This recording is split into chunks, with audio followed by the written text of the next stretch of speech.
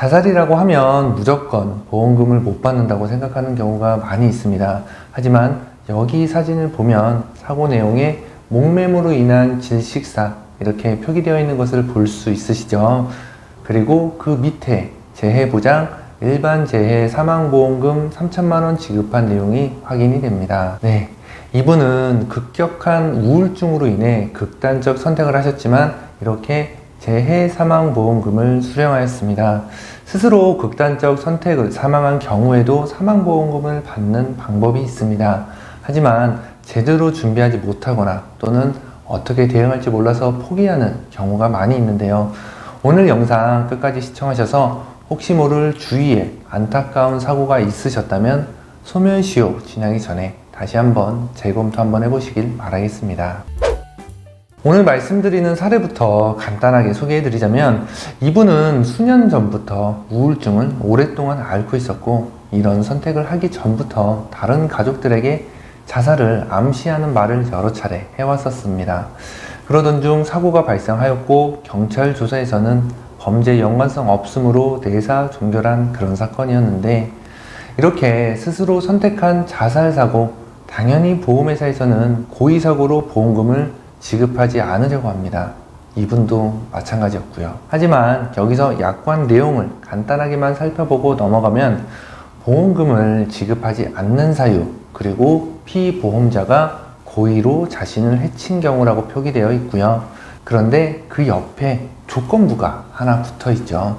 다만 피보험자가 심신상실 등으로 자유로운 의사결정을 할 수 없는 상태에서 자신을 해친 경우에는 보험금의 지급 사유에서 정한 해당 보험금을 지급합니다.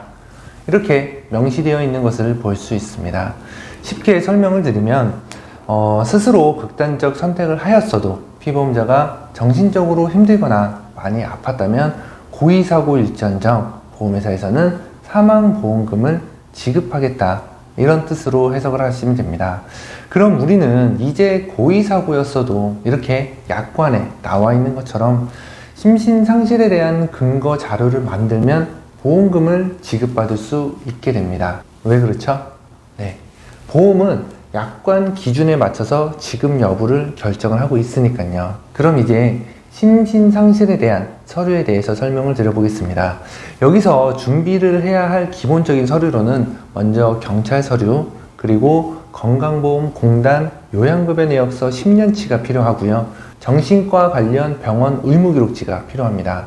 여기서 정신과 치료가 없으면 보험금을 못 받느냐 라고 물어보실 수도 있는데, 고의사고에서 정신과 치료 이력 없이 도박 같은 금전적인 채무, 그리고 음주, 이런 개인적인 사유로 주장하는 것은 사실상 조금 인정받기가 어렵습니다. 다른 예시로 순간적인 극도의 흥분 상태에서 투신, 이런 사고는 간간히 인정받았던 적이 있었는데 대부분 요즘 또 패소하는 경우가 더 많고요. 그래서 심신상실이라든지 이런 쪽으로 가장 무난하게 인정을 받기 위해서는 정신과 치료 이력이 꼭 있어야만 합니다. 자, 다시 이어서 조금 더 말씀을 드리면 첫 번째로 경찰 서류가 필요한데, 여기서 중요한 것이 경찰 종결 보고서, 이런 서류도 굉장히 중요하지만 이런 극단적 선택, 스스로 자살 사고에 대해서는 경찰에 직접 방문하셔서 진술한 유족 진술 내용이 굉장히 또 중요합니다. 이 서류가 왜 정말 중요하냐면 유족 진술 내용을 실제로 살펴보면 경찰에서는 이번 사고에 대해서 어떻게 생각을 하는지, 자살이면 자살에 대해서도 인정을 하고 있는지, 또 망인이 평소에는 어땠는지, 이런 여러 가지의 종류의 질문을 하게 되는데, 여기서 가장 가까운 가족이 이번에 일어난 스스로 선택한 사고를 인정을 한다면 정신과 등 심신상실에 대해 포커스를 맞춰서 준비를 해야 하고요. 만약 스스로 선택한 사고를 인정하지 않는다면 다른 사고의 원인을 조금 더 찾아봐야 됩니다. 참고로 극단적 선택의 사고 유형이 목매미나 번개탄을 피우는 거 말고도 추락사고나 익사사고에서도 충분히 일어날 수가 있기 때문에 유가족이 스스로 고의사고를 인정하지 않는다면 다른 원인으로는 또 뭐가 있었는지 그런 쪽으로 포커스를 맞춰서 조사를 해봐야 됩니다. 그 다음 건강보험공단 10년치 요양급여 내역서가 있는데요. 이 요양급여 내역서 아무리 옆에 있는 친한 가족이더라도 정신과 같은 이력은 숨기는 경우가 좀 많이 있습니다. 그래서 특수과까지 동의하는 내용으로 유족분이 직접 공단에 방문하셔서 다시 확인을 하셔야만 되는데요. 만약 여기서 정신과 치료 병원이 확인이 되었다면 그냥 넘어가는 것이 아니라 해당 병원에 꼭 직접 방문하셔서 병원 차트를 다 하나하나 발급을 받아보셔야 합니다.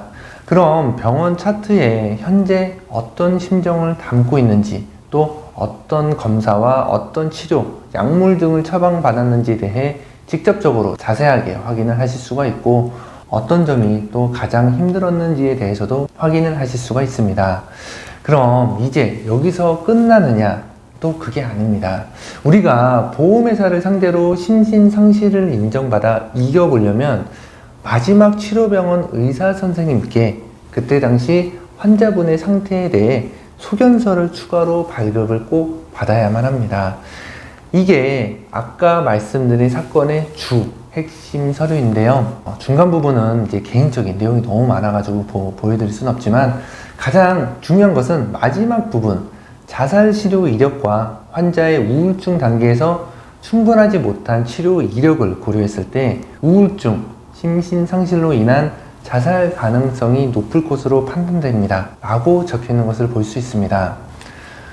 정신과 전문의가 판단한 이 소견서, 이거는 정말 실무적으로도 굉장히 큰 효력이 있습니다. 그리고 이 서류는 꼭 가장 마지막 병원의 선생님께 부탁을 드려야만 하는데요. 왜 그럴까요? 그렇죠. 마지막 병원이 사고 전 상태를 가장 확실하게 확인을 할 수 있으니까 꼭 마지막 병원 선생님께 이런 소견서를 부탁을 드려야만 합니다. 이런 소견서 같은 서류 없이 단순한 병원 의무기록지 차트만 들어간다면 보험회사는 본인들 입맛대로 의료자문이나 법률자문 등을 받아와서 고의사고로 밀어붙여서 보험금을 거절할 확률이 굉장히 높아집니다. 그럼 여기서 또 의문점이 하나 들 수가 있는데요. 우리가 마지막 주치의 선생님께 소견서를 받으면 무조건 인정이 될까요? 이런 심신상실에 대해 인정을 하고 안 하고는 도대체 누가 답을 내는 걸까요? 이런 생각이 조금 드실 수가 있는데요. 이거는 사실 좀 간단합니다. 저희는 보험사고가 발생했을 때 보험금을 받기 위해서 그동안 매달 조금씩 보험료를 납부를 해왔죠. 그럼 보험금은 누가 주죠? 네, 보험회사가 줍니다. 그렇다면 곧 어찌됐던 인정하고 싶진 않지만 보험회사가 심신상실 여부를 판단하고 지급 여부를 결정을 하게 됩니다. 그래서 경찰 서류와 요양급여 내역서, 그리고 주치의 선생님이 작성한 소견서, 법원 판례 등 우리가 유리한 자료를 갖춰서 같이 제출하는 이유가 최종적으로 보험회사에서 심신상실 여부를 결정할 때 우리 서류도 같이 검토해서 결정해 달라고 하는 것입니다.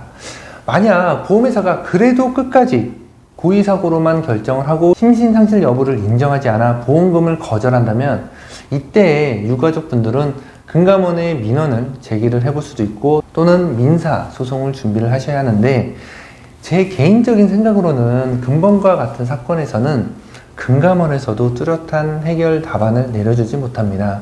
의학적인 내용이나 이런 법률적인 내용에 대해서는 금감원도 확실하고 강한 답변을 내려주지 않더라고요. 굉장히 두리뭉실하게 우리 원에서는 해결해드리기 어렵다라든지 아니면 소송으로 직접 대응하시라든지 이런 식으로 답변이 나오는 경우가 많이 있습니다. 참 저도 사람인지라 사망사건을 대하고 고민을 하고 진행을 한다는 게 사실 쉽지만은 않습니다. 경찰 서류를 보고 또 병원 차트도 다 조사를 해보고 또 유서 등을 볼 때에는 그 아팠던 그 힘들었던 내용이 다 담겨져 있거든요. 그럴 때도 저는 침착함을 유지를 해야 하기 때문에 최대한 감정이 흔들리지 않으려고 노력도 많이 하면서 업무를 하는 것 같습니다. 이제 마지막으로 제가 내용 조금만 더 정리를 해서 말씀을 드리면, 사망사고에서는 정답이 없습니다. 그 상황에 맞춰 어떻게 준비를 하고 또 얼마만큼 유리한 자료를 많이 만드는지에 대한 싸움이라고 생각이 좀 됩니다. 기본적으로 최소한 준비해야 할 내용 등에 대해 말씀을 드리긴 했는데 그래도 어떻게 해야 할지 몰라서 걱정이 되시거나 또는 이런 준비 과정 자체가 너무나 힘이 든다고 생각이 되시면 설명글에 있는 카톡이나 고정 댓글에 있는 사건의뢰 신청으로 말씀을 주시면 그간 단연간의 노하우로 그 상황에 맞춰서 최선의 해결책으로 안내해 드리도록 하겠습니다. 그럼 오늘 영상 도움되셨다면 좋아요 부탁드리고요. 앞으로도 보험 관련해서 이런 유익한 보상 정보 듣고 싶으시면 구독하기도 부탁드리겠습니다. 이상 스마트 보상TV의 손해자동사 홍신이었습니다. 감사합니다.